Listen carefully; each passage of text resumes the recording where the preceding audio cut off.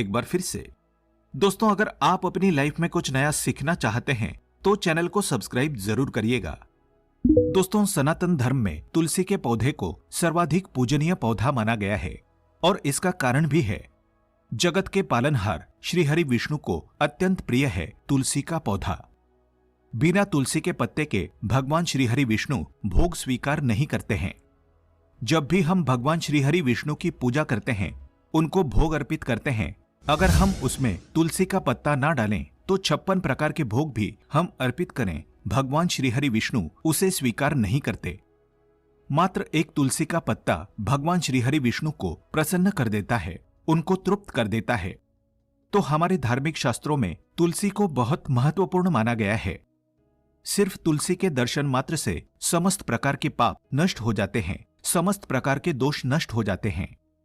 अगर हम तुलसी की प्रतिदिन पूजा करते हैं, सुबह जल देते हैं, शाम को शुद्ध घी का दीपक उसमें प्रज्वलित करते हैं, तो घर में सुख समृद्धि रहती है, घर में संपन्नता बनी रहती है, घर में सकारात्मक ऊर्जा बनी रहती है। किसी भी प्रकार का अगर आपके घर में नकारात्मक ऊर्जा का प्रभाव हो, किसी भी प्रकार से आपके घर में नकारात्मक शक्तियों की वजह से घर में कलह क्लेश हो या फिर व्यर्थ का खर्च हो, बीमारियां घर में बनी हुई है, तो अगर अपने घर के मुख्य द्वार पर आप तुलसी के 2 पौधे लगा देते हैं दोनों तरफ, तो घर में नकारात्मक ऊर्जा प्रवेश नहीं करती है। घर में हमेशा सकारात्मक ऊर्जा रहती है और इसकी वजह से श्री हरि विष्णु और मां लक्ष्मी का स्थायी वास आपके घर में रहता है। तो तुलसी का पौधा हमारे जीवन में हमारे धार्मिक शास्त्रों के अनुसार बहुत महत्वपूर्ण है। अगर हम प्रतिदिन तुलसी की पूजा करते हैं विधि विधान से, तो समस्त प्रकार की कामनाएं पूर्ण हो जाती है मात्र तुलसी पूजन से। आगे बढ़ने से पहले आपसे रिक्वेस्ट करते हैं कि वीडियो को लाइक जरूर करिएगा, दोस्तों को शेयर कर दीजिएगा और अगर आपने अभी तक चैनल को सब्सक्राइब नहीं किया है तो चैनल को सब्सक्राइब करके बेल आइकन जरूर दबाइएगा। दोस्तों, किसी भी प्रकार से आपके घर में आपके बच्चे आपकी बात नहीं मानते हैं, बहुत अधिक जिद्दी हो गए हैं, तो ऐसे में आपको चाहिए कि आप अपने घर के पूर्व दिशा में तुलसी का पौधा लगाएं, तुलसी का गमला रखें और अपने बच्चों से कहें कि वो तुलसी की पूजा करें, तुलसी में जल दें, तुलसी में दीपक प्रज्वलित करवाएं अपने बच्चों के द्वारा। इससे बच्चों का जो जिद्दीपन होता है वो समाप्त हो जाता है, बच्चों का मन पढ़ाई में लगता है, बच्चे सही दिशा की तरफ अग्रसर होते हैं, उनकी बुद्धि सही तरीके से काम करती है। तो बहुत जरूरी है अपने बच्चों को ये भी शिक्षित करना कि वो तुलसी में जल दें और तुलसी की पूजा उनसे भी करवाएं तो बहुत श्रेष्ठ रहता है। बच्चों को अगर तुलसी के पत्ते का प्रतिदिन सेवन करवाते हैं तो इससे बच्चों का जो स्वभाव होता है वो शांत हो जाता है, उनका मन बहुत शांत और एकाग्र चित्त रहता है, जिससे उनका पढ़ने में मन लगता है और उनके जीवन में उनको सफलता मिलती है। तुलसी का पौधा अपने घर के आंगन में लगाना चाहिए। पहले के जमाने में अगर आप बात करें या कभी भी गांव में देखें तो तुलसी के जो पौधे होते हैं घर के आंगन में होते हैं, बीच में होते हैं।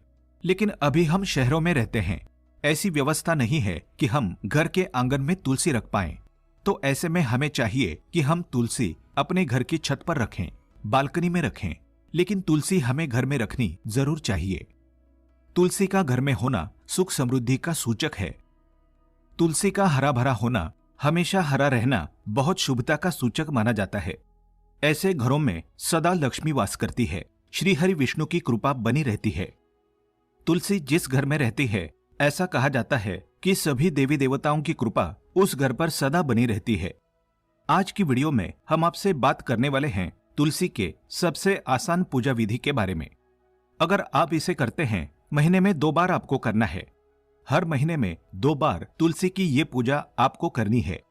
और अगर आप किसी भी प्रकार के संकट से घिरे हुए हैं, किसी भी प्रकार की आपकी कोई विशेष कामना है, धन की कामना है, संतान की कामना है, या फिर आपके घर में हमेशा कलह क्लेश ज्यादा है, दाम्पत्य जीवन में बहुत अधिक क्लेश रहता है, दाम्पत्य जीवन सुखमय नहीं है, तो अपने दाम्पत्य जीवन में मधुरता बनाने के लिए, परिवार को सुखमय बनाने के लिए और सुख समृद्धि के लिए, किसी भी कामना को पूर्ण करने के लिए ये उपाय बहुत श्रेष्ठ उपाय है और बहुत सरल उपाय है। आप बहुत आसानी से इसे कर पाएंगे और यकीन मानिए इस उपाय को करने से आपकी कोई भी कामना हो पूर्ण अवश्य होती है। माँ तुलसी की कृपा जब मिल जाती है तो श्री हरि विष्णु और माँ लक्ष्मी की कृपा हमें स्वतः ही मिल जाती है। तो ये उपाय अगर आप करते हैं पूर्ण विश्वास से करें, क्योंकि ये उपाय कभी निष्फल नहीं जाएगा अगर आप सच्चे मन से पूर्ण विश्वास से करेंगे तो। दोस्तों, बात करें उपाय के बारे में तो ये उपाय आपको करना है एकादशी तिथि पर। एकादशी हर महीने में 2 बार आती है, शुक्ल पक्ष में और कृष्ण पक्ष में। बहुत से लोग हम में से हैं जो व्रत भी करते हैं और कई लोग व्रत नहीं करते हैं। तो अगर आप व्रत करते हैं तब भी आप ये उपाय कर सकते हैं। व्रत अगर आप नहीं करते हैं तो एक बात का आपको ध्यान रखना है कि उस दिन यानी एकादशी के दिन आपको सात्विक भोजन लेना चाहिए। सात्विक मतलब उस दिन आप लहसुन प्याज का त्याग कर दीजिए और आप शुद्ध भोजन ग्रहण कीजिए। इसके बाद आप ये उपाय कर सकते हैं। और जो लोग व्रत करते हैं उनका तो ऑलरेडी व्रत है, वो तो पूजा करेंगे ही तुलसी की। बस इस विधि से कर लें तो सभी कामनाएं उनकी पूर्ण हो जाती है। और एकादशी का व्रत भगवान श्रीहरि विष्णु को बहुत प्रिय है। तो जब हम एकादशी पर भगवान श्रीहरि विष्णु की पूजा करते हैं, तुलसी की पूजा विधि विधान से करनी चाहिए, जरूर करनी चाहिए शाम के समय। सुबह हम तुलसी में जल नहीं दे सकते हैं क्योंकि एकादशी के दिन तुलसी को जल नहीं देना चाहिए। लेकिन शाम के समय आपको तुलसी में दीपदान जरूर करना चाहिए, दीपक प्रज्वलित करना चाहिए और उनकी विधि विधान से पूजा करनी चाहिए। बात करें कि किस तरह से हम शाम को तुलसी की पूजा करें जिससे कि हमारे घर में सदा सुख समृद्धि बनी रहे, किसी भी प्रकार से हमारे जीवन में किसी भी प्रकार का अभाव न रहे, धन, संतान, समृद्धि, सौभाग्य, हर सुख की प्राप्ति हो। इस पूजा से आपकी हर कामना पूर्ण होगी। तो कैसे करना है? देखिए, शाम के समय आप तुलसी की पूजा करें। तुलसी की पूजा आपको कैसे करनी है? शाम को शुद्ध घी का दीपक जलाना है और लाल पुष्प आप माँ तुलसी को अर्पित करें। अगर आप गुलाब का पुष्प माँ को अर्पित करते हैं बहुत श्रेष्ठ रहेगा। लाल और पीले दोनों पुष्प अर्पित करें और माँ की पूजा करें।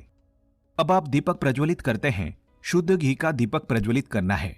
तिल के तेल का दीपक एकादशी के दिन प्रज्वलित नहीं करना चाहिए। तो माँ के सामने शुद्ध घी का दीपक जलाकर प्रार्थना करें। जब आप पूजा कर रहे हैं तो ओम नमो भगवते वासुदेवाय नमः इस मंत्र का जप करते रहें। ओम तुलसी देव्ये नमः इस मंत्र का जाप करते रहें। माँ को सुहाग की सामग्री अर्पित करनी है आपको। सुहाग की सामग्री जैसे कि कुमकुम या फिर आप आभूषण अर्पित करना चाहते हैं, आपको बिंदी अर्पित करनी है, चूड़ियां, लाल साड़ी आप अगर अर्पित कर सकते हैं, समर्थ है तो जरूर करें। या फिर आप लाल चुन्नी जो माँ तुलसी के ऊपर चढ़ानी है वो भी आप चढ़ा सकते हैं। इस तरह से आपको सभी सुहाग की सामग्री माँ को अर्पित करनी है। जैसे लाल चूड़ियां चाहिए, लाल बिंदी होनी चाहिए, कुमकुम चाहिए और पैरों में लगने वाला जो महावर होता है आलता, वो भी अर्पित करें।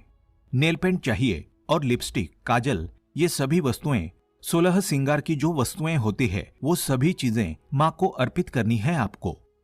और जब आप ये सब माँ को चढ़ा रहे हैं तब अपने मन की बात उनसे कहिए पूजा करते समय कि आप किस वजह से परेशान है, आपकी परेशानी किस कारण है।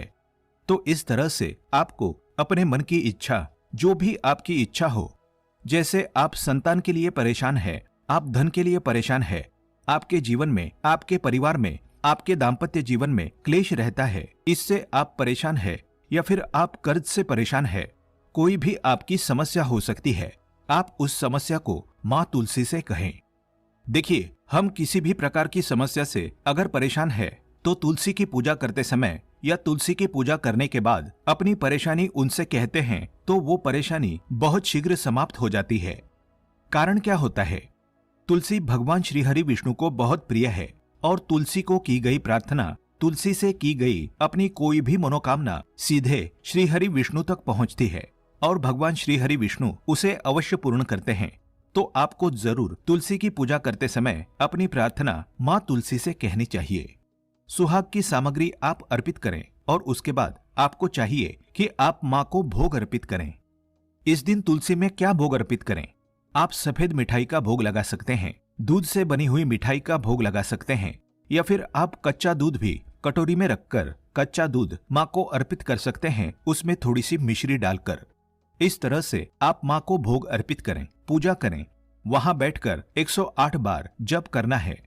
ओम तुलसी देव्ये नमः इस मंत्र का जाप करना है। तुलसी की 11 परिक्रमा जरूर करनी है। शुद्ध घी का दीपक जलाकर सभी वस्तुएं अर्पित करके और मंत्र का जप करते हुए, चाहे आप तुलसी देव्यै नमः बोलें या फिर ओम नमो भगवते वासुदेवाय नमः, इन दोनों में से कोई भी एक मंत्र ले लीजिए और मंत्र का जप करते हुए तुलसी की 11 परिक्रमा आपको करनी है। उसके बाद वहां बैठकर आपको थोड़े और समय तक मंत्र का जाप करना है और माँ से अपनी प्रार्थना कहनी है, अपनी कामना कहनी है कि आप इस वजह से परेशान है। हे माँ भगवती, हे तुलसी, मेरी जो भी परेशानी है उसे शीघ्र ही दूर करें और मेरे जीवन के हर संकट को दूर करके मेरे जीवन को सुखमय बनाएं। इस तरह से प्रार्थना करते हुए इस दिन आपको पूजा करनी है। जो सुहाग की सामग्री आपने माँ को अर्पित की है, ये सुहाग की सामग्री आप अगले दिन किसी गरीब सुहागन को दान करें। किसी ऐसे सुहागन स्त्री को दान करें जो इन वस्तुओं का प्रयोग करें। ऐसी जगह पर आपको ये सामग्री देनी है। अगर कोई भी सामग्री जो हम किसी को दान करते हैं और वो प्रयोग नहीं करता है, जैसे हम किसी भरे हुए व्यक्ति को कुछ दान करते हैं, वो उसका प्रयोग नहीं करता है, उसके लिए उसके कोई मायने नहीं है, तो हमें दान हमेशा उसे करना चाहिए जिसको उसकी जरूरत हो। जब वो इसे प्रयोग करेगा तो हमें फल बहुत शीघ्र मिल जाता है। इसलिए ये जो सुहाग की सामग्री है, किसी गरीब सुहागन महिला को दें जो इसका प्रयोग करें और शीघ्र ही आपके जीवन की जो परेशानियां हैं, जो भी आपकी परेशानी हो, उन सभी परेशानियों का अंत हो जाता है। तो ये आपको हर महीने में 2 बार करना है। एक कृष्ण पक्ष में, एक शुक्ल पक्ष में 2 बार एकादशी आती है और दोनों बार की एकादशी में आपको इस विधि से माँ तुलसी की पूजा करनी है। अगर आपकी किसी भी प्रकार की कामना है, वो कामना बहुत ही शीघ्र पूर्ण होगी। तो कब तक करना है यह प्रयोग? तब तक करते रहिए जब तक कि आपकी कामना पूर्ण नहीं हो जाती है, लेकिन बहुत ही शीघ्र इसका आपको परिणाम मिल जाता है। मुश्किल से आप अगर 7 एकादशी लगातार कर दें तो आपके जीवन में जो भी परेशानी है वो परेशानी समाप्त हो जाती है, या फिर आपको परेशानी से निकलने का रास्ता तुलसी और भगवान श्री विष्णु जरूर दिखा देते हैं। तो ये उपाय आपको जरूर करना चाहिए अगर आप किसी भी प्रकार के संकट से, परेशानी से घिरे हुए हो तो। उम्मीद करते हैं आज की वीडियो से आपको लाभ अवश्य होगा। आज के लिए बस इतना ही। दोस्तों, अगर आपको ये वीडियो पसंद आया है तो वीडियो को लाइक करिएगा, दोस्तों को शेयर जरूर करिएगा और चैनल को सब्सक्राइब करके बेल आइकन जरूर दबाइएगा ताकि आने वाला नॉलेजेबल वीडियो आपको सबसे पहले मिले। दोस्तों, मिलते हैं अगले वीडियो में। तब तक के लिए goodbye and thanks for watching my video.